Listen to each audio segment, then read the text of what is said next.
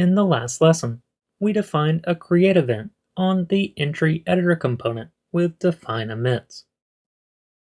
This is known as a runtime declaration. While this is a powerful first step, we can enhance it further still by changing it to a type declaration. That looks something like this.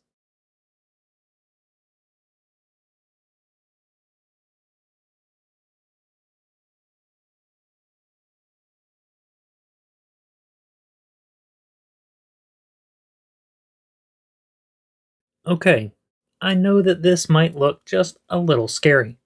I know it did to me the first time I saw it, but let's break it down a bit.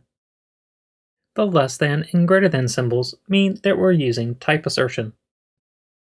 And the curly braces mean we're passing a type literal as the type argument. Lastly, within the literal, we're passing a call signature to define the event name called E, and then the event payload, which we can give an arbitrary name like entry. Notice how precise we can be with the payload type. We've defined it as an object literal with a text property that's a string, and an emoji property that's an emoji or null. If we need to define more than one custom event, we could duplicate this line and adjust the event name and payload as required.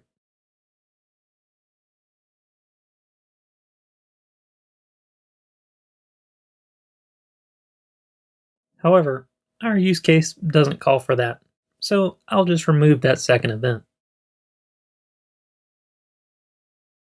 If this syntax still feels intimidating, feel free to grab the VS Code snippet that I've linked to in the description below. It's what I used in the video. Alternately, you could copy and paste it directly from this section here in the Vue docs.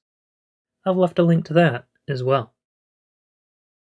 Now that we've used type declaration for define events, we've got info about the payload as well as the event name. Let's put that to good use then in app.vue by listening for the create event on the entry editor. In the handler, we can now access the event with the $event keyword. And would you look at that? As soon as we type dot, text and emoji are given as autocomplete suggestions. Perfect. This is super sweet. App.vue now understands that the payload of the create event from the entry editor component is an object literal with these properties. This is really specific, and it's really going to cut down on the errors that we might typically get when trying to communicate across components. Most times, event handlers aren't created in line like this, but rather have their own functions defined. So let's do that instead. I'll create a function called handleCreateEntry and give it an entry argument.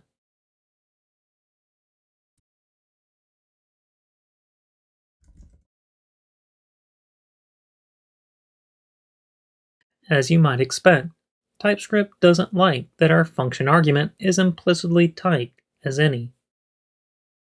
Even though we know that this is going to be an object literal with an emoji and text property. For now, let's define it as a string.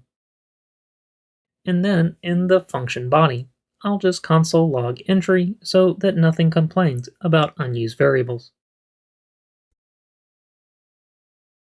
Now, if we go to use our event handler on the create event, something magical happens. We get this red squiggly line under the create event listener that tells us that the entry argument accepted by our handleCreateEntry function should be a string, but that the entry provided by the event is the object literal. Once again, this is pure gold. To fix it, let's make the entry argument on the handler an object literal with the proper properties and types.